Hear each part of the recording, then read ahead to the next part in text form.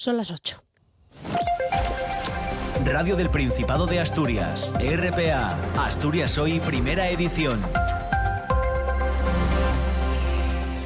¿Qué tal? Muy buenos días. La sección de instrucción 3 del Tribunal de Instancia de Oviedo da por finalizada la instrucción del caso Ulla y mantiene el sobreseimiento respecto a uno de los principales investigados, el exsecretario del SOMA, José Ángel Fernández Villa. La razón, sus 83 años y el deterioro de su salud mental. También archiva la causa para María Elena Postigo, una de las dos hijas del expresidente del Montepío, de José Manuel Postigo, que será uno de los 18 acusados que se sienten en el banquillo. Y más asuntos. La plantilla de ENCE en Navia ha ratificado el acuerdo alcanzado entre la dirección y el comité de empresa para realizar un ajuste de plantilla basado en prejubilaciones, salidas voluntarias y recolocaciones. No habrá despidos forzosos, habrá finalmente 44 salidas que se cubrirán con prejubilaciones para compañeros de entre 57 y 63 años. El documento incluye además la recolocación de 40 empleados en la futura planta de celulosa moldeada proyectada para 2028. Ha ratificado el acuerdo el 85% de la plantilla. Javier García es el presidente del comité de empresa. Con un compromiso de recolocar el personal necesario con una fecha de caducidad de junio de 2028. Si en junio de 2028 no está montada la planta, este compromiso se cae. Y 3 crímenes machistas en 24 horas. El último ayer por la tarde en Madrid. Un hombre ya detenido estranguló presuntamente a su expareja, una mujer de 37 que estaba en el sistema Biogen. Y en Chilches, en Castellón, el marido y padre de la mujer y la niña de 12 años, asesinadas el martes, está siendo investigado. Ya está detenido por los dos asesinatos. Tenía una orden de alejamiento sobre su expareja. Antonia García Valls es la subdelegada del Gobierno en Castellón. En menos de 48 horas, 3 mujeres han sido asesinadas. La Guardia Civil está trabajando, la Guardia Civil hace su trabajo. En este momento están todas las hipótesis abiertas. Recordamos ese 016, teléfono para denunciar, gratuito, operativo las 24 horas del día y que no deja rastro en la factura, que además atiende en 53 idiomas diferentes. Con esta apertura arranca la primera edición de Asturias Hoy, del informativo matinal de la radio autonómica, de este 19 de febrero, de este jueves, con Ángeles García, con Paula Rodríguez, con Elia Rivero en tareas de redacción y locución y con Pablo Mateo en la parte técnica. Vamos ya con los titulares. Asturias Hoy. La Unión de Comerciantes estudia presentar un recurso contra la declaración de Costco como proyecto de interés estratégico. Lo va a decidir su comité ejecutivo. Tanto el gerente Fernando Clavijo como la asesora legal Carmen Moreno hablan de un acto de sumisión y de reglas a la carta para ciertos proyectos como el de Costco. Alegan que este gran hipermercado ni es estratégico, ni es innovador, ni es transformador. Esto es lo que nos preocupa, que se normalice que cuando un proyecto no encaja, en lugar de exigirle que cumpla las reglas, se busque la vía para doblar el marco común. Se salta 3 normas urbanísticas. El plan parcial del polígono de Boves, que depende del Principado de Asturias. El plan general de ordenación urbana del Ayuntamiento de Siero, que depende del alcalde y de la corporación municipal. Y las directrices sectoriales. Es una chapuza jurídica de nivel máster. Y mientras FADE mantiene sus dudas sobre la legalidad del proyecto. Sí, Pablo García, el vicepresidente de la Federación Asturiana de Empresarios, dice, sin embargo, que de momento no van a fijar posición y que van a analizar con cautela la implantación de la multinacional en Siero. Llama a mirar para el tejido empresarial que ya existe en Asturias. Entendemos que evidentemente que hay proyectos estratégicos que hay que favorecer. Tenemos nuestras dudas, no vamos a opinar de si esto lo es o no lo es. No somos nosotros a quien nos compete decirlo. Y a partir de ahí, pues bueno, también mirar por el pequeño comercio, ¿vale? Que indudablemente cuando ponemos una instalación de este tipo hay que analizar los pros y los contras. Y los ganaderos piden celeridad al Principado para poner en marcha un nuevo plan de gestión del lobo. El presidente de EURA, Borja Sánchez, exige la dimisión del consejero de Medio Rural por la gestión del lobo tras el fallo del Tribunal Supremo que suspende las batidas de estos cánidos en el Principado. David Pérez Noya de COAG y Juan Valladares de Asturias Ganadera responsabilizan al Principado de esta situación, piden agilidad para que entre en vigor lo antes posible un nuevo plan de gestión del lobo. Hay que asumir consecuencias políticas y hay que elaborar desde luego otro plan de gestión. Entonces hasta el siguiente año no queremos que tengamos un nuevo plan de gestión. Somos la peor parte para de todo esto. Vamos a la primavera, vamos a pastos comunales y vamos a la época donde más daños vamos a empezar a tener. Lo único que les podemos exigir es que sean lo más rápidos que puedan. Y segundo día de huelga de las educadoras infantiles. Una veintena de educadoras infantiles, algunas de ellas sin estabilizar tras la creación de esa red autonómica, permanecen encerradas en la Consejería de Hacienda. Comisiones Obreras cifra el seguimiento del paro de ayer en un 90%, mientras que la Consejería lo reduce al 24%. Las educadoras exigen la recategorización profesional en el Grupo B, la estabilización de las plazas pendientes y acercar el calendario escolar al de otras etapas educativas. Tania Alonso es delegada de Comisiones Obreras. Seguimos haciendo funciones que no nos competen, seguimos con escuelas sin suministros, seguimos con escuelas sin catering, seguimos con escuelas sin materiales básicos. Somos muchas y no nos hacen caso. Si fuéramos un colectivo de hombres, otro sería diferente. El tráfico. Lo que toca ahora es conocer el estado de las carreteras en Asturias de la mano de la DGT. ¿Qué tal? Muy buenos días. ¿Qué tal? Muy buenos días. A esta hora encontrarán algo de tráfico en aumento si circulan en la carretera 8 en los entornos ya de ambas y también de Serín en dirección a Avilés. Mucha prudencia en este punto, aunque en el resto de vías del Principado de Asturias la situación es bastante más tranquila. Les recordamos, eso sí, que aún hay aviso amarillo en la zona sur del Principado de Asturias por fuertes nevadas, así que les pedimos mucha prudencia y que se informen del estado del tiempo y las carreteras antes de circular. Gracias. Vamos ahora hasta Oviedo para conocer cómo se circula por allí hasta ahora. Policía local, buenos días. Buenos días. ¿Qué tal por allí? Tenemos el tráfico en la ciudad fluido, sin incidencias, y las entradas un poquito más densas, sobre todo la S2, un poquitín más de tráfico.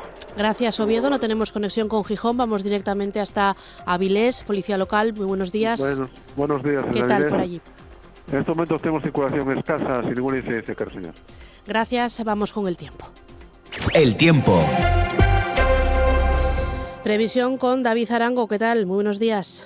Hola Elia, muy buenos días. Hoy poco a poco el temporal que ayer durante la tarde arreciaba se va a ir retirando. Todavía lloverá a lo largo de todo el día, serán precipitaciones de carácter débil, ambiente muy frío. Hoy no vamos a superar los 13-14 grados en las zonas donde más suba la temperatura. En puntos de costa veremos nevar a partir de los 700 metros de altitud. Mañana ya tiempo seco, soleado e importante ascenso de la temperatura. Asturias al día. Asturias al día a partir de las 9 con Nacio Varillas. ¿Con qué contenidos este jueves? Cuéntanos. ¿Qué tal, Elia, Paula, compañeras de Asturias Hoy, primera edición? Vamos a hablar del hipermercado de Costco en Boves, que como sabéis, como saben nuestros oyentes y espectadores, es la primera iniciativa empresarial que el Principado aprueba como PIER, basándose en esa ley de proyectos de interés estratégico regional. La decisión, respaldada solo por la parte socialista del gobierno autonómico, ya que Izquierda Unida, convocatoria por Asturias, la rechaza, también cuenta con la oposición de la Unión de Comerciantes de Asturias y de Comisiones Obreras. Lo estáis tocando en este mismo informativo. Hoy debatimos sobre la ley PIER, sobre Costco, con Álvaro Valle de la FSA-PSOE, Andrés Ruiz del Partido Popular, Gonzalo Centeno de Vox, Jorge Pardo, asesor de Izquierda Unida, convocatoria por Asturias, y Covadonga Tomé, diputada autonómica del Grupo Mixto en representación de Somos. Hablaremos también de FETEM.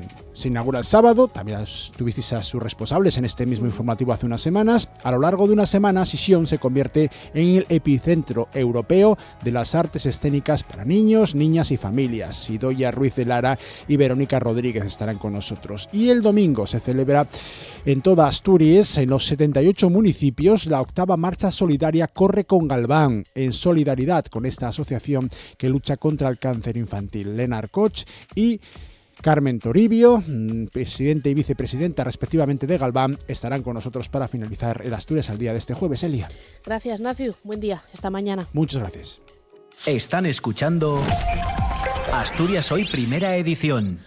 Bueno, lo avanzábamos en la apertura de este matinal de la Autonómica. El último auto en el caso Ulla confirma el sobreseimiento para el ex líder del SOMA, José Ángel Fernández Villa, por su estado de salud, y se sobresee también contra una de las hijas de José Antonio Postigo, expresidente del Montepío de la Minería.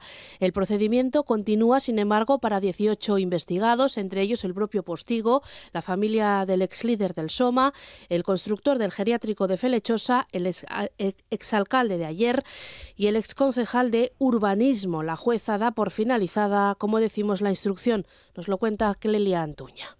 La jueza, que confirma el sobreseimiento para Fernández Villa, mantiene a Postigo entre los investigados. Considera que actuó en connivencia con la constructora Alcedo para obtener beneficios derivados tanto de fondos privados por la gestión del Montepío como públicos por los fondos mineros vinculados a la residencia de mayores. Con el consentimiento de Fernández Villa, Postigo y Alcedo se pusieron de acuerdo para que esta constructora obtuviera la subvención para construir el geriátrico, 30 millones, aunque el importe real no superó los 18.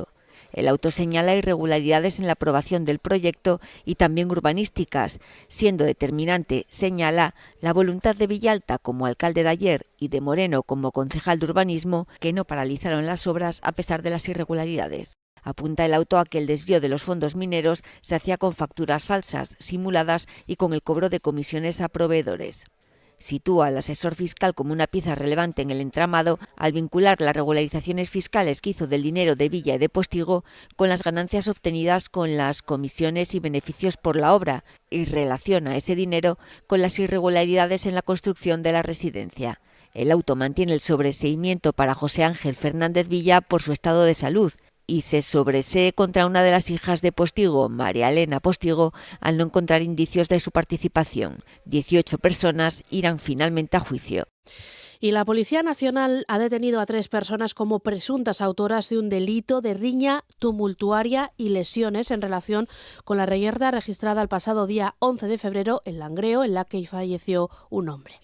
El presunto responsable material del homicidio se encuentra en prisión provisional desde el viernes 13 de febrero con diligencias abiertas por homicidio, lesiones y amenazas. Entonces la policía había indicado que seguía la investigación abierta para esclarecer los hechos e identificar a las personas implicadas en la reyerta. Tras los hechos comenzaron a difundirse en redes sociales varios vídeos en los que se recogían imágenes de las agresiones producidas después del apuñalamiento mortal de un hombre. Los investigadores de la Policía Nacional llevaron a cabo un análisis de todas esas imágenes al detalle, logrando identificar a los implicados y determinar su grado de participación en las agresiones y amenazas mutuas.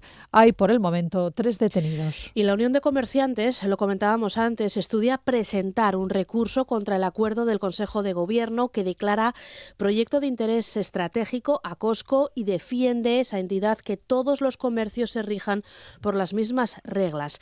Mientras tanto, FADE acoge con cautela la implantación de la multinacional en Siero. La Unión de Comerciantes estudia poner un contencioso administrativo contra la declaración de Costco como proyecto estratégico por parte del Gobierno del Principado. Lo va a decidir el Comité Ejecutivo de la Unión de Comerciantes. Tanto su gerente, Fernando Clavijo, como la asesora legal de esta plataforma, Carmen Moreno, califican de acto de sumisión para que ciertos proyectos, como el de Costco, salgan adelante con reglas a la carta. Alegan que este gran hipermercado ni es estratégico, ni innovador, ni tampoco transformador. Esto es lo que nos preocupa, que se normalice que cuando un proyecto no encaja, en lugar de exigirle que cumpla las reglas, se busque la vía para doblar el marco común. Se salta 3 normas urbanísticas. El plan parcial del polígono de Boves, que depende del Principado de Asturias, el plan general de ordenación urbana del Ayuntamiento de Siero, que depende del alcalde y de la corporación municipal, y las directrices sectoriales. Es una chapuza jurídica de nivel máster. Por su parte, el vicepresidente de FADE, Pablo García, asegura que van a analizar con cautela la implantación de la multinacional. Entendemos que evidentemente que hay proyectos estratégicos que hay que favorecer. Tenemos nuestras dudas, no vamos a opinar de si esto lo es o no lo es. No somos nosotros a quien nos compete decirlo. Y a partir de ahí, pues bueno, también mirar por el pequeño comercio, ¿vale? Que indudablemente cuando ponemos una instalación de este tipo hay que analizar los pros y los contras. Por su parte, la patronal de las grandes superficies, ANGET, considera que es positiva la llegada de un nuevo operador comercial a Asturias, pero le parece llamativo que se haya tardado tan solo 4 años en desbloquear. Y la declaración de Costco como proyecto estratégico, como PIER, ha salido de nuevo a relucir en la sesión de control al Gobierno. En la Junta, el presidente de los populares asturianos, Álvaro Queipo, pide al presidente Barbón que ponga orden en su ejecutivo, aludiendo a las diferencias expresadas por sus socios de Gobierno por la implantación de este gran hipermercado en Siero o por la llegada de las universidades privadas a Asturias, unas diferencias en las que también ha incidido la diputada de Vox, Carolina López. ¿Qué presidente consiente que uno de los partidos que sustenta al Gobierno, y explícitamente uno de los consejeros, denuncie a una parte del Gobierno? ¿Cómo va a poner orden usted en Asturias si no es capaz ni siquiera de poner orden en su propio Gobierno? Esta semana hemos visto que crean más viceconsejerías, como la de coordinación de Gobierno. 3 años después se dan cuenta que su Gobierno no está coordinado, o es que son incapaces de meter en vereda a los comunistas. RPA, Asturias Hoy, primera edición. Y son ya las 8:15 y hablamos ahora del conflicto en ENCE, esa huelga indefinida que ya ha finalizado. La plantilla de la factoría de Navia ha ratificado el acuerdo alcanzado entre la dirección y el comité de empresa para realizar un ajuste de plantilla basado en prejubilaciones, salidas voluntarias y recolocaciones. Han apoyado ese acuerdo casi el 85% de los trabajadores. Con esto se pone fin a la huelga indefinida que mantenía la plantilla de Navia. El acuerdo ha sido respaldado por 286 trabajadores, el 84,9% de los participantes en la consulta, mientras que 40, el 11,6%, han votado en contra, 11, el 3,5%, lo han hecho en blanco. La votación realizada en una urna ha contado con una participación del 82% de la plantilla de la factoría naviega. El acuerdo plantea un ajuste de plantilla que se va a cometer sin despidos forzosos, de modo que 44 salidas se cubrirán con prejubilaciones para los trabajadores de entre 57 y 63 años y con salidas incentivadas. Lo explica el presidente del comité de empresa de ENCE Navia, Javier García Zardaín. Partíamos de un ERE de 96, donde la empresa tenía una intención real de ejecutar el mismo. Al final hemos conseguido que esto se acabe finalizando en 36 prejubilaciones de carácter voluntario, con unas condiciones que consideramos desde la parte social buenas. Estamos hablando de uno de los mejores planes de prejubilaciones del país. También hemos conseguido prorrogar nuestro convenio colectivo, que estaba caducado por 2 años más, únicamente modificando la revisión salarial, que ahora va a ser en base a IPC. El documento incluye además la recolocación de 40 trabajadores en la planta de celulosa moldeada proyectada para el año 2028 con sus condiciones económicas actuales y conservando su antigüedad en la empresa. Con un compromiso de recolocar el personal necesario, con una fecha de caducidad de junio de 2028. Si en junio de 2028 no está montada la planta, este compromiso se cae. La dirección de la empresa adquiere además los compromisos de no recurrir a subcontratas para desarrollar tareas de puestos amortizados y de no realizar más ajustes de empleo hasta el final del actual plan de competitividad vigente hasta diciembre de 2027. La ratificación del acuerdo supone la desconvocatoria de la huelga indefinida iniciada por los trabajadores por la plantilla de ENCE el pasado viernes. Y donde sí sigue la huelga es en Avilés. Los estibadores siguen ese paro. Hoy se reúnen con el gerente de la Asociación de Empresas Estibadoras para abordar la liquidación del centro portuario de empleo a la que los trabajadores se oponen. Los estibadores del puerto de Avilés trasladarán sus reivindicaciones en esa reunión en la que se va a abordar el proceso de liquidación del centro portuario de empleo. Este miércoles recibían el apoyo del Consejo Internacional de Estibadores, organización que representa a 140.000 profesionales de todo el mundo. Esta organización recuerda que el modelo que se pretende implantar en el puerto de Avilés ya fracasó en los años 90 con el despido de decenas de trabajadores y el incremento del coste por tonelada repercutivo a empresas como Asturiana de Zinc o ArcelorMittal. También consideran adecuada la mediación de la autoridad portuaria en este conflicto. Manuel Pravia es el delegado de personal de los estibadores del Centro Portuario de Empleo de Avilés. No vienen las empresas, ese es uno de los problemas que tenemos, que viene el gerente liquidador con sus abogados y no hay esa participación por parte de la parte empresarial. Entonces es muy difícil, sin contar con la voluntad del ámbito empresarial, llegar a una solución en este conflicto que creemos que no es bueno para nadie y que sigue afectando a los barcos. Y segundo día de huelga de las educadoras infantiles de la etapa de 0 a 3, una veintena de trabajadoras, algunas de ellas sin estabilizar tras la creación de la red autonómica, permanecen encerradas en la Consejería de Hacienda en Oviedo. Comisiones Obreras cifra el seguimiento del paro de ayer de la primera jornada de huelga de las educadoras infantiles en un 90%, mientras que la Consejería de Educación lo sitúa en el 24%. Las educadoras llevaron su protesta a las puertas de la Junta General en la tarde de ayer, donde dejaron sus sombreros para rememorar el gesto de rebeldía de las mujeres artistas de la generación del 27, las sin sombrero. Demandan la recategorización profesional en el Grupo B, la estabilización de las plazas pendientes y acercar el calendario escolar al de otras etapas educativas. En estos momentos, una veintena de educadoras infantiles permanecen encerradas en la Consejería de Hacienda como protesta por toda esta reivindicación. Tania Alonso es delegada de Comisiones Obreras. Vuelve a ser un rotundo éxito de seguimiento, con escuelas autonómicas con un seguimiento de más del 80%, las que son ya de Consejería de Educación o integradas, y con las de la Administración local con un seguimiento del 91 y 92%. Seguimos haciendo funciones que no nos competen, seguimos con escuelas sin suministros, seguimos con escuelas sin catering, seguimos con escuelas sin materiales básicos. Somos muchas y no nos hacen caso. Si fuéramos un colectivo de hombres, otro sería diferente. Huelga también en el sector sanitario. Los médicos están llamados a manifestarse por las calles del centro de Oviedo, coincidiendo con la cuarta de las jornadas de huelga convocadas para reclamar un estatuto marco propio que regule las condiciones laborales de su ejercicio profesional. Los médicos rechazan la propuesta de reforma del estatuto marco que regula las condiciones laborales del personal del Sistema Nacional de Salud, que el ministerio que dirige Mónica García acordó el pasado 26 de enero con los llamados sindicatos del ámbito, es decir, los sindicatos generalistas, SATSE, Comisiones Obreras, UGT y CESIF. Los convocantes reclaman un estatuto propio que recoja las particularidades de la profesión médica independiente del resto del personal, que incluya medidas como la clasificación personal singular, que se cree una nueva categoría, la O1, una jornada máxima de 35 horas semanales en horario de mañana en días laborales y todo lo que se exceda de esa consideración se considere una jornada o voluntaria y también retribuida.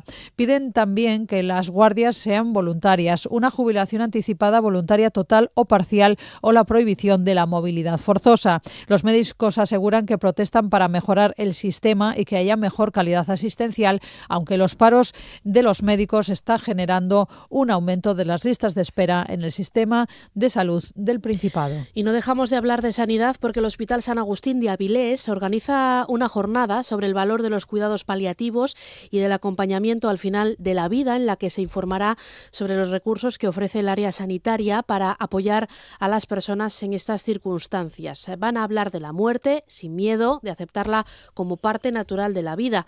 El encuentro tendrá lugar en el Palacio de Valdecarzana, en Avilés, a partir de las 6 de la tarde. Nos da más detalles Ángeles García. El evento se plantea como un espacio humanista para reflexionar sobre cómo acompaña a la sociedad en la enfermedad, promover una reflexión social sobre el acompañamiento al final de la vida y poner en valor el trabajo que se desarrolla en ese ámbito. Artífice del simposio es el médico paliativista Herminio González, que en coordinación con la gerencia del área sanitaria 3 de Avilés es quien llevan a cabo el acto. Para él, lo que es importante es una atención precoz. Cuanto más precoz sea esa intervención, se sabe que es mucho mejor para el paciente y mucho mejor para la familia y mucho mejor para el sistema sanitario. ¿Por qué? Porque se evitan muchos ingresos, se evitan esperas en urgencia innecesarias, se evitan muchos procesos invasivos que no eran necesarios. Lo que no quiere es que este tipo de equipos, los de paliativos, sea requerido en los últimos días de la vida de una persona. Conseguimos controlar mucha serie de síntomas. Claro, no nos gusta, por ejemplo, que se nos identifique con la fase muy final, que se nos llame únicamente para ir a sedar a un paciente. ¿Por qué? Porque la sedación es la parte, digamos, final, muy final de la labor del cuidado paliativo. Este médico paliativista habla a sus pacientes y familiares de la muerte de forma abierta. Es una manera, dice, de liberar y ayudar a gestionar el miedo y el sufrimiento. Hablamos de la muerte con familias, hablamos de la muerte con familiares, pero hablamos desde un punto de vista de que en la muerte todos tenemos miedo a pasarlo mal. Sabemos que todos nos vamos a morir. Esa es una realidad que todos sabemos. A lo que más miedo tiene la gente es a morir mal, a morir con dolor, a morir ahogados, a morir sufriendo. Hoy en Avilés se hablará de lo que hacen los 3 equipos de profesionales que hay en el área sanitaria 3. El año pasado atendieron a 361 pacientes que generaron 3.519 consultas, de las que 1.985 se realizaron en domicilios. También hoy se va a proyectar el documental Hay una puerta ahí y se dará a conocer la plataforma Para ti Paliativo, que funciona a través de Internet y está dedicada a informar, sensibilizar y visibilizar sobre los cuidados paliativos en España.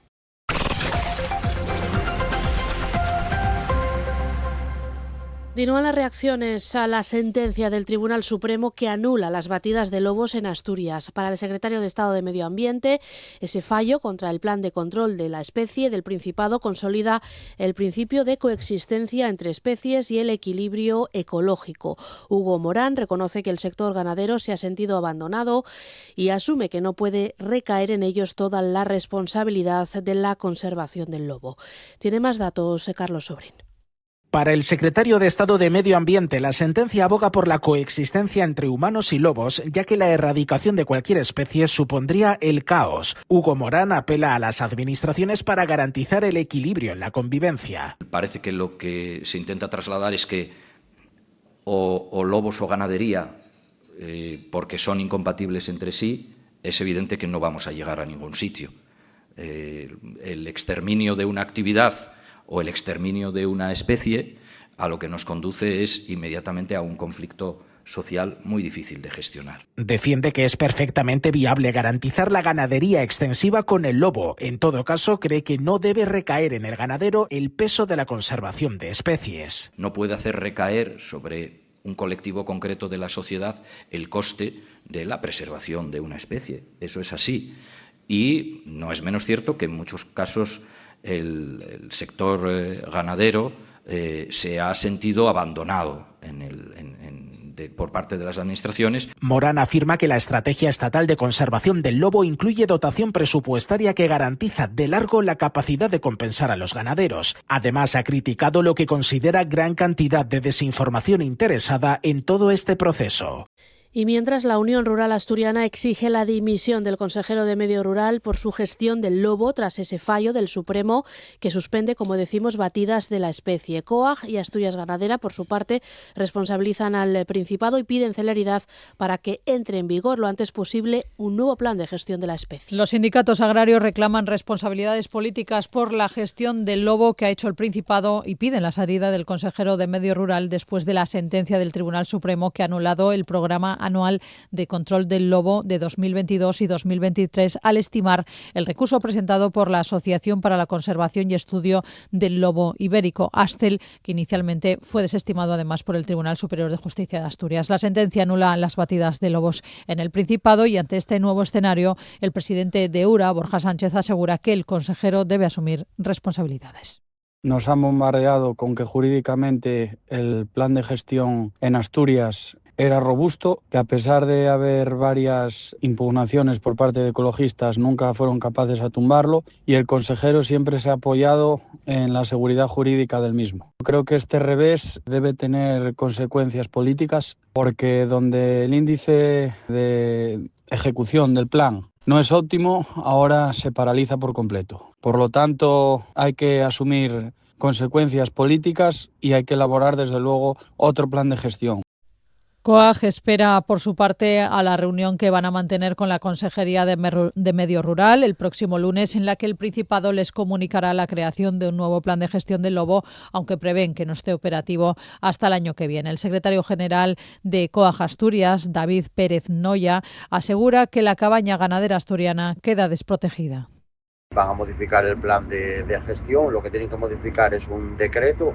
Ya vimos que de momento que lo suspenden, que va para largo porque habla de unos 3, 4, 5 meses. Entonces hasta el siguiente año no creemos que tengamos nuevo plan de gestión. Somos la peor parte para de todo esto, de todas las políticas, de todo, porque yo ya lo anuncié que no creía que se cumpliría el plan y vamos, acerté. Nos da unos datos que se cumplió hacia el 80%, vamos a la primavera, vamos a pastos comunales y vamos a la época donde más daños vamos a empezar a tener.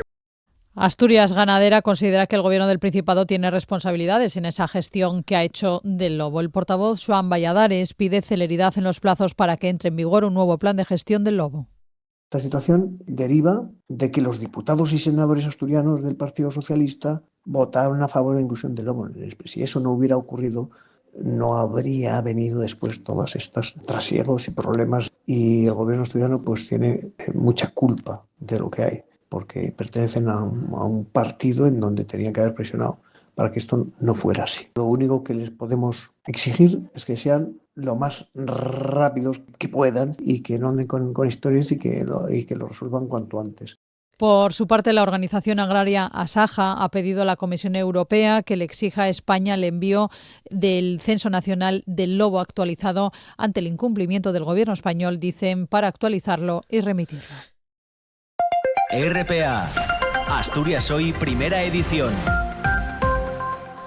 Y 3 crímenes machistas en 24 horas. Una mujer, la última, ha sido asesinada este miércoles en Madrid en un posible caso de violencia de género por el que la policía ya ha detenido al que era su pareja. La mujer tenía 37 años, estaba en Biogen, fue encontrada en su casa con claros signos de violencia, de estrangulamiento. Fue este presunto asesino quien se dirigió a la Policía Nacional confesándole lo que había hecho. El primero de los casos ocurrió en la mañana del lunes cuando un hombre de 70 años se presentó en el centro de salud de Benicàssim armado con 2 cuchillos y atacó a su expareja, una enfermera de 64 años que se encontraba en ese momento trabajando. El martes, en Sitges, en Castellón, un hombre degollaba a su exmujer de 48 años, también a su hija de 12.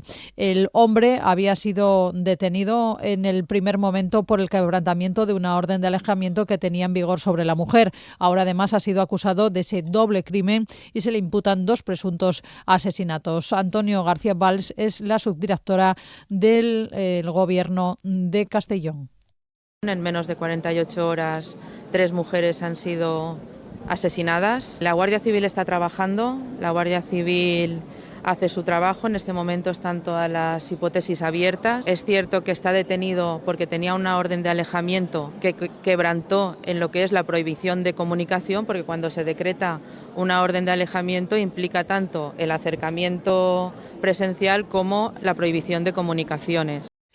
Recuerden que existe el 016, el teléfono contra el maltrato, es gratuito, no deja rastro en la factura telefónica y además está en servicio las 24 horas del día. Y hablamos ahora de esa dimisión del segundo de la Policía Nacional, del dúo de José Ángel González, después de que una subordinada le denuncie por violación. Mientras tanto, el Partido Popular sigue reclamando la dimisión del ministro del Interior, acusa al Ejecutivo de proteger al número 2 de la policía, investigado, como decimos, por esa agresión sexual. Por su parte, el propio ministro, Fernando Grande Marlaska, asegura que desconocía lo ocurrido hasta el martes y afirma que dimitirá si la víctima denuncia desprotección.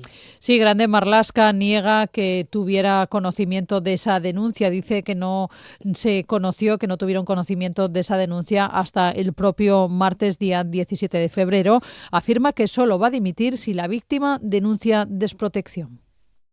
Ayer el abogado de la víctima refirió cómo lo habían mantenido en secreto. Ningún sindicato de policía, ningún medio de comunicación ni nada había escuchado algo de esa gravedad. Si la propia víctima no se ha sentido protegida o ha entendido que este ministro le ha fallado en algún sentido, evidentemente yo sí que renunciaré y sí que dimitiré. Esto lo dijo ayer en plena sesión de control del Gobierno en el Congreso de los Diputados. Allí el Partido Popular aprovechó la sesión para acusar al ministro de Interior de haber encubierto al jefe de la Policía Nacional acusado de agresión sexual. Lo hizo Esther Muñoz, Miguel Tellado, Cayetana Álvarez de Toledo y Miriam Guardiola. Sabemos que lo conocían. Todo un ministro del Interior tapando una presunta agresión sexual. Han tapado una presunta violación. Usted lo sabía y usted lo tapó. También ha hablado el presidente del Gobierno de esta situación, un presidente del Gobierno que hablaba sobre ello en la visita oficial que está manteniendo Pedro Sánchez en la India. El Gobierno de España ha actuado con empatía, con coherencia y con contundencia. E insisto, sería bueno que aquellos que hoy están exigiendo eso que ha hecho el ministro del Interior, Fernando Grande Marlaska, se lo apliquen a sí mismo. Y la tertulia feminista y antifascista Musa Cafeína, con la colaboración del Ateneo Obrero de Gijón, organiza las primeras jornadas Otras Nosotras. Es un proyecto de esa tertulia con el fin de visibilizar, conocer o reconocer la obra de otras artistas asturianas de ahora y de otros tiempos que de alguna manera están poco investigadas y difundidas. Las jornadas se estructuran en 4 charlas. En cada una de ellas se profundizará en una mujer visibilizada por las propias componentes de la tertulia Musa Cafeína, que han hecho un trabajo de investigación a través de la obra y de la historia de vida de las artistas elegidas. La primera hoy en la Escuela de Comercio de Gijón a las 7 de la tarde. Su protagonista, la cupletista Lilian de Celis, a cargo de Carla Miranda. Ana Lamela, integrante de Musa Cafeína, contaba ayer en Asturias al Día por qué han elegido esta figura a Lilian de Celis. Lilian de Celis nos lleva al cuplé, que es música que escucha el pueblo también, y entonces nos parecía muy interesante, aparte de que nos prestaba pues homenajear a una artista asturiana que estuviera viva ahora mismo. Por otra parte, Carla Miranda, que es la que va a exponer y va a hablar de Lilian de Celis, es musicóloga y su tesis va sobre Lilian de Celis. RPA, Asturias Hoy, primera edición. Y hablamos de educación de los docentes de lengua asturiana. El Pleno de la Junta General ha dado luz verde a una proposición no de ley para que el Ejecutivo del Principado reclame al Ministerio de Educación la creación de la especialidad docente del asturiano y del gallego asturiano. La iniciativa planteada por convocatoria por Asturias Izquierda Unida ha obtenido el respaldo de los diputados del Partido Socialista, el de Foro Adrián Pumares y la del Grupo Mixto Covadonga Tomé, mientras que el Partido Popular ha optado por la abstención y Vox por el rechazo. Hasta ahora el Ministerio ha sostenido que no es posible porque el asturiano no es una lengua oficial. El Partido Popular, la diputada del Partido Popular, Gloria García, le reprochaba al propio presidente del Principado, Adrián Barbón, que esté vendiendo humo a los docentes porque no se podrá crear esa especialidad en el actual marco legal. Se dirigía así a los profesionales, a estos profesores que habían asistido como público al Pleno. Estamos el 4 de mayo del 22. El presidente Barbón afirma que la solución para el profesorado asturiano que no cuenta con especialidad docente reconocida pasa definitivamente por la oficialidad del asturiano y el gallego asturiano. Y en la Junta General no hay los votos necesarios para reformar el Estatuto de Autonomía y declarar la oficialidad. Profesores de asturiano, los hubo y no lo quiso hacer. Y más asuntos cuando son ya casi las 9 menos 20 de la mañana, y es que el absentismo laboral en Asturias supone el 6% de su Producto Interior Bruto. La Federación Asturiana de Empresarios ha dedicado una jornada a analizar este asunto, un estudio más completo, el más completo hecho hasta el momento, realizado por la mutua Umivale sobre una base de 60 millones de datos. Tiene más detalles Ángeles García. En Asturias, las bajas por enfermedad cuestan al año más de 1.700 millones de euros, el 6% del Producto Interior Bruto de 2024. Es de las comunidades no solo con mayor absentismo, sino también con mayor duración de las bajas, con 73 días de media. Lo cuenta Pablo García González, vicepresidente de FADE.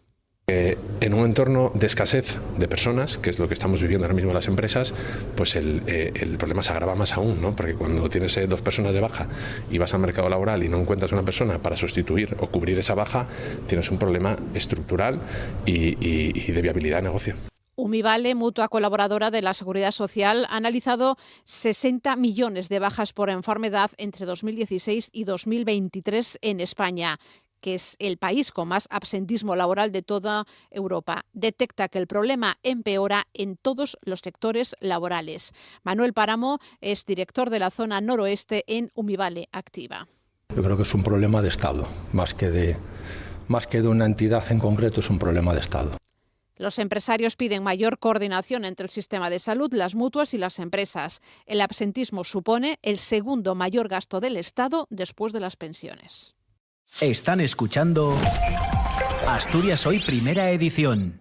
Bueno, y hoy en nuestro tiempo de entrevista hablamos con Xosé Puente, catedrático de Bioquímica y Biología Molecular, investigador del IUOPA, del Instituto Universitario de Oncología del Principado. Le hemos invitado para ahondar un poco más en una investigación en curso que busca entender la resistencia de algunos cánceres pediátricos al CAR-T, un tipo de inmunoterapia personalizada, una investigación que han emprendido en colaboración con el Sant Joan de Déu de Barcelona, con ese hospital, investigación sobre la que queremos hablar en los próximos minutos con Xosé.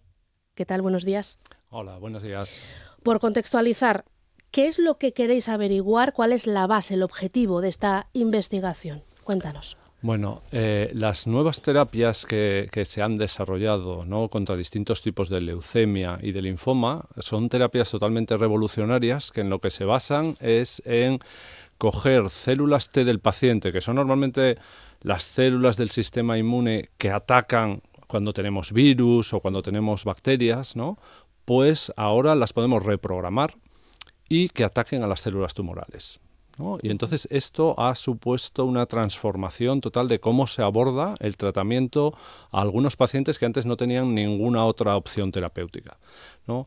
Desde el punto de vista, vamos a decir, clínico, es un éxito, pero no todos los pacientes responden, ¿no? Entonces lo que estamos intentando tratar de entender es por qué unos pacientes responden muy bien y se les cura el cáncer completamente, mientras que otros pacientes ya casi desde el primer momento no son capaces de responder, ¿no? Y entonces si somos capaces de identificar cuáles son esos cambios que hacen eso, lo que permitirá es desarrollar nuevos tratamientos combinados, ¿no?, en los que se trate con un fármaco para bloquear algo más este tratamiento con células CAR-T.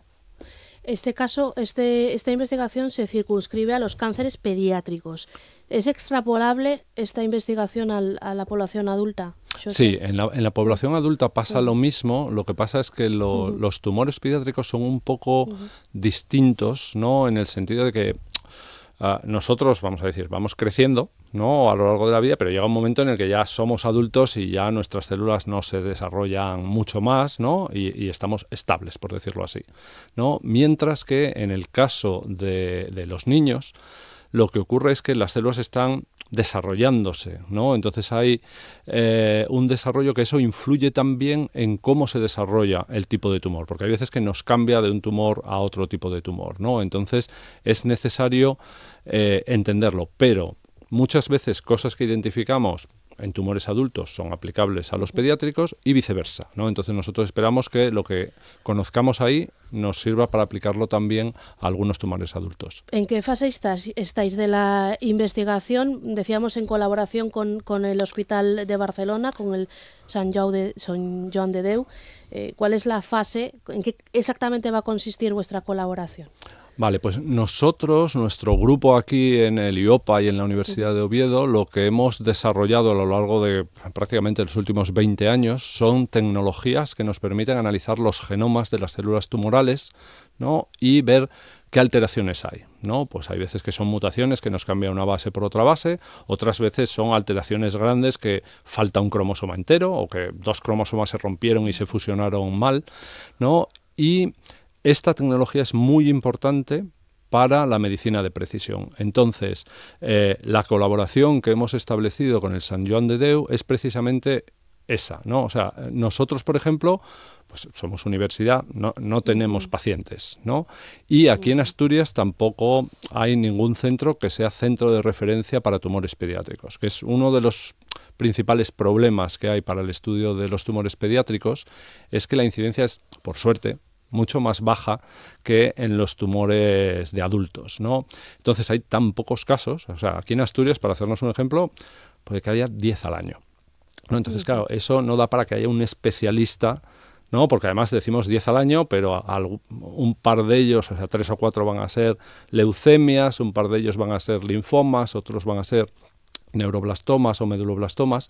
Entonces no tenemos especialistas simplemente porque el número de casos que hay es muy pequeño, ¿no? Entonces lo que se hace es tener centros de referencia que recopilen todos los casos que surgen, ¿no? Y entonces el Sant Joan de Déu es uno de los centros de referencia a nivel europeo, ¿no? Y entonces hemos establecido esta colaboración porque nosotros tenemos vamos a decir, el conocimiento, las herramientas para poder hacer eso, y ellos tienen los pacientes y el problema biológico para poder analizar esas muestras. Claro, el hecho de que haya tan pocos casos, por suerte, aquí en Asturias, hace imposible que esta colaboración a lo mejor se pueda hacer en colaboración con el UCA, ¿no? Por eso tenéis que recurrir, aparte de que, como dices, este centro de Barcelona es pionero, referente en tratamiento de estas enfermedades. Claro, o sea, aunque aquí, vamos a decir, se podría hacer, pero muchas veces para poder sacar conclusiones válidas, ¿no? Necesitamos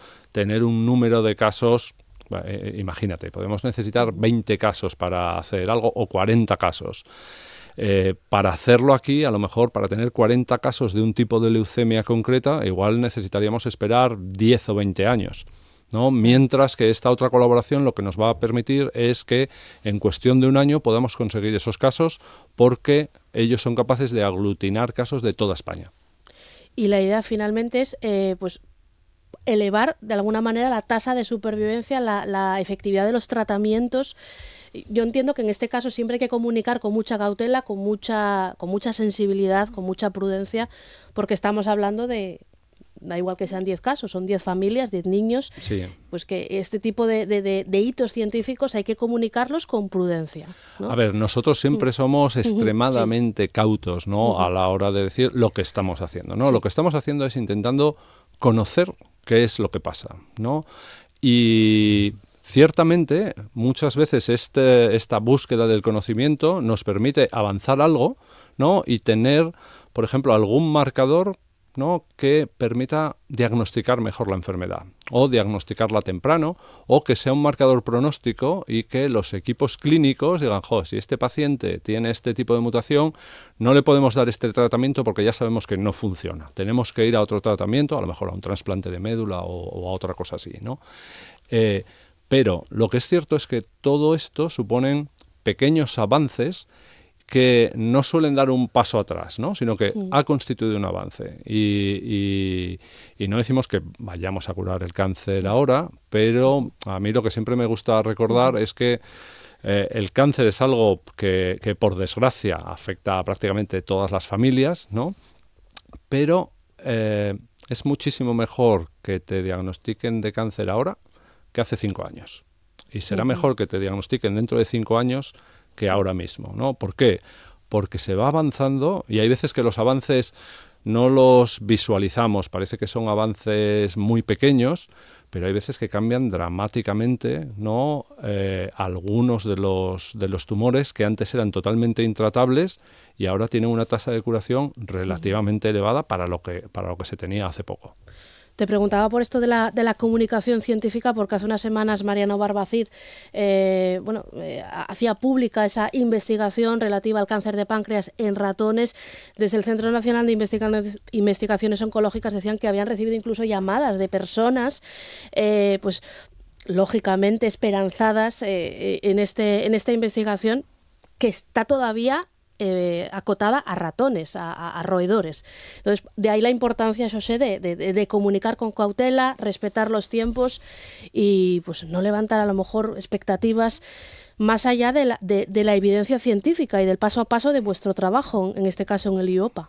Sí, nosotros es una de las cosas que siempre se hace, ¿no? En investigación básica es cualquier tratamiento nuevo que creamos que pueda ser útil, pues claro, pues no lo puedes hacer en los pacientes, ¿no? Entonces lo que se crean son modelos animales. Yo creo que los trabajos de Mariano Barbacid, él es un referente internacional de todo, y estos avances que ha proporcionado ciertamente son importantes, pero como tú bien dices, están limitados a ratón, y trasladar a veces de ratón a humano no es tan obvio, ¿no? Porque a lo mejor algunos fármacos, como alguno de estos que se ha utilizado en este estudio, pues en ratón funciona bien, pero en humanos son muy tóxicos, ¿no? Entonces hay que avanzarlo. Yo creo que ahí hubo un pequeño problema de comunicación, ¿no? Que se debería haber llevado de otra manera, porque desde luego el generar estas falsas expectativas es justamente lo contrario de lo que queremos. El IVOPA acaba de cumplir 25 años. El personal investigador que tiene a día de hoy es una plantilla, realmente se cubre las necesidades de investigación. Realmente el IVOPA, el apoyo institucional con el que contáis, la financiación con la que contáis, hace honor a la calidad de los investigadores e investigadoras que tenéis allí. A ver, a nosotros siempre nos gustaría tener más gente, sí, ¿no? Porque ciertamente hay muchísimo talento. Una de las cosas que hacemos en el IVOPA es tenemos un programa de máster y de doctorado y formamos a gente que luego lamentablemente no los podemos atraer aquí porque las ofertas de trabajo que reciben en otros países de investigación nacionales pues son mucho más competitivas que las que podemos tener aquí, pero tenemos una financiación y tenemos que agradecer el apoyo de la Consejería de Ciencia y también de la Fundación Cajastur. Y eso es como la base de la financiación, pero después nosotros multiplicamos esa financiación pues por 8 aproximadamente, ¿no? Compitiendo en proyectos nacionales, en proyectos europeos, por traer financiación y llevar a cabo determinados proyectos de investigación. Pero ya te digo que yo creo que la cantera de científicos y científicas que tenemos aquí en Asturias es excepcional, ¿no? Y, por ejemplo, una de las novedades, ¿no? que se introdujo el año pasado y que esperemos que se vea cumplido este año es el consejero de Ciencia, ¿no? Pues lo que propuso es transformar el IVOPA en un instituto de investigación, no solo un instituto universitario, sino un instituto de investigación que pueda tener personal de investigación también ligado al gobierno del Principado, y entonces eso lo que va a permitir es que no todos dependamos de la universidad, por ejemplo, ¿no? Porque ahora para estabilizarse, ¿no? Pues mucho del personal es, pues pasas a ser profesor de la universidad, ¿no? Y la universidad pues puede absorber a los que puede absorber. Yo creo que es muy importante que la universidad cuente con investigadores potentes para formar a los nuevos biólogos y biólogas, a los nuevos médicos, ¿no? Porque ciertamente les podemos transmitir de primera mano los problemas que hay, los recursos que hay, y no solo lo que viene en los libros, que fue lo que se investigó hace unos años, sino lo que va a salir publicado en los libros dentro de unos años. Y eso es una declaración de intenciones, sin que se entienda mal el término, o ya se han dado pasos en la administración para este paso a Instituto de Investigación. Ya se han dado pasos, ¿no? Pero lo que tenemos es este año para formalizarlo y ver cuál es la estructura que tiene que tener, ¿no? Y esto es copiando más o menos a otros institutos que existen en otras comunidades autónomas, ¿no? Y esto os facilitaría también la tarea a la hora de establecer redes con otros institutos o con otras entidades, centros hospitalarios, como en este caso el catalán. Pues probablemente sí, ¿no? Pero eso ya te digo que se tiene que definir, ¿no? A nivel administrativo. Bueno, pues José Puente, gracias por habernos acompañado, por arrojar luz, por comunicar, por explicar la importancia de esta investigación. Seguimos pendientes de cómo evoluciona. Gracias, buen día. Pues muchísimas gracias a vosotros también. Gracias. José. En Asturias Hoy, primera edición, Deportes. Deportes con Fernando García de Dios. ¿Qué tal? Buenos días.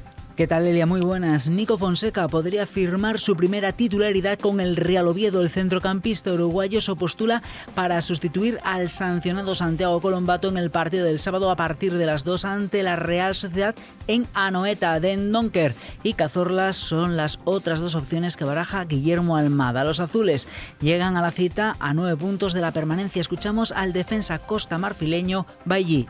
Somos nosotros que podemos cambiarlo y estamos intentando. Entonces, pues nosotros, la verdad, no estamos cómodos en esta situación.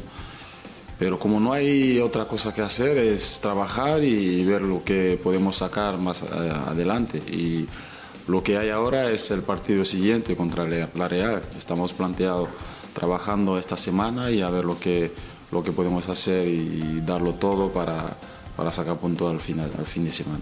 En el Sporting, la recuperación de Curbelo es la nota positiva en las sesiones de trabajo del conjunto gijonés de cara al partido que tendrá que jugar el domingo a las 2 frente al Valladolid en el Molinón, un encuentro que, pese al horario, podría tener una muy buena presencia de seguidores. Borja Jiménez, que podrá volver a sentarse en el banquillo, tendrá también a disposición a Otero, pero seguirá sin tener en condiciones a Andrés Cuenca. Continúan los problemas físicos en el Avilés. A las bajas por lesión de Viti y Guzmán Ortega se suman ahora Eze y Oski con molestias musculares y Andrés Carmona con problemas en un pie. Los blanquiazules, recordemos, recibirán el sábado a la noche al Castilla. La nueva directiva del Telecable ya está en marcha. La nueva presidenta, Eva Friera, ya tiene decidido su organigrama. Estará acompañada de la exjugadora Eva Mejido en la vicepresidencia y de la ex internacional Sara Lolo como vocal. También los expresidentes José Luis Souto y Joan Ramón Naves ostentan vocalías. El Alimerco Oviedo Baloncesto juega mañana viernes desde las 9 menos cuarto en la pista del Tizona Burgos con la misión de afianzarse en los puestos de playoff. Escuchamos al ala pívot ucraniano Danil Shelist. Puede sorprender porque tienen muchos puntos en las manos, la cosa es que no nos podemos relajar en ningún momento, igual que pasó con Cantabria.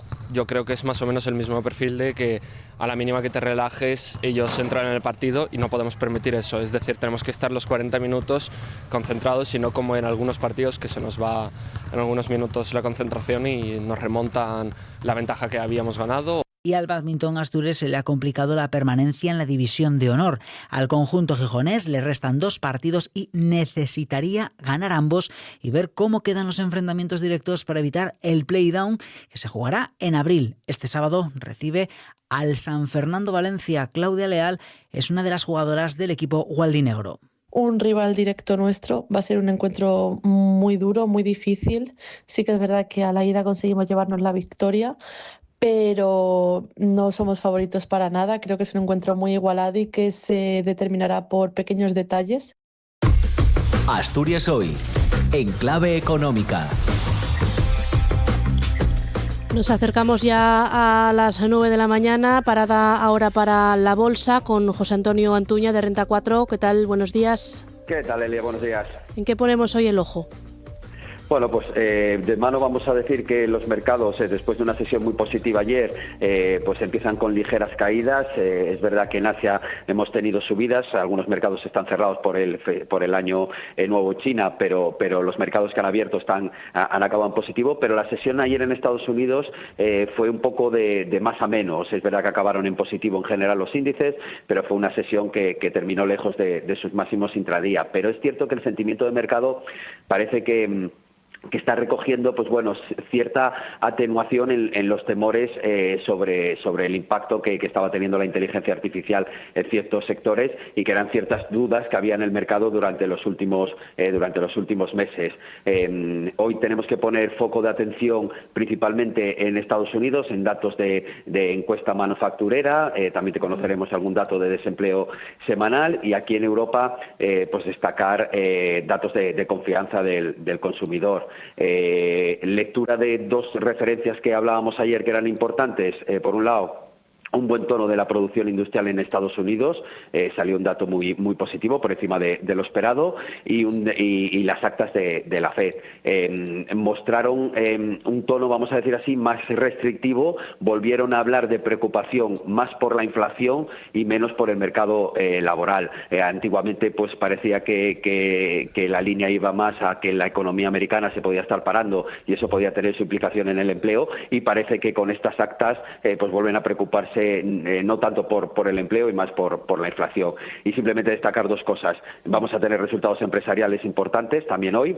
Aquí en España, por ejemplo, Repsol, pero en Estados Unidos, por ejemplo, Walmart, que puede ser un indicador del consumo de Estados Unidos muy importante. También a nivel Europa, pues Airbus, Renault o Nestlé, por poner algún ejemplo. Y destacar 2 cosas más. El barril de Brent en el entorno de los $70, como consecuencia de que parece que no hay avances ni en las negociaciones entre Estados Unidos e Irán, ni tampoco en esas negociaciones de paz entre Rusia y Ucrania. Y eso está haciendo pues que el oro esté recuperando posiciones y que el barril de Brent pues esté subiendo.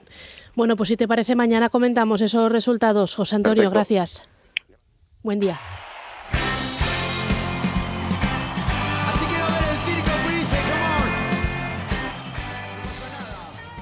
Y hasta aquí la primera edición del informativo autonómico en la radio pública. Hasta aquí Asturias Hoy, primera edición. Se quedan ahora en compañía de Asturias al Día. Más información en los boletines puntuales a cada hora, el primero a las 10 de la mañana. Gracias, buen día.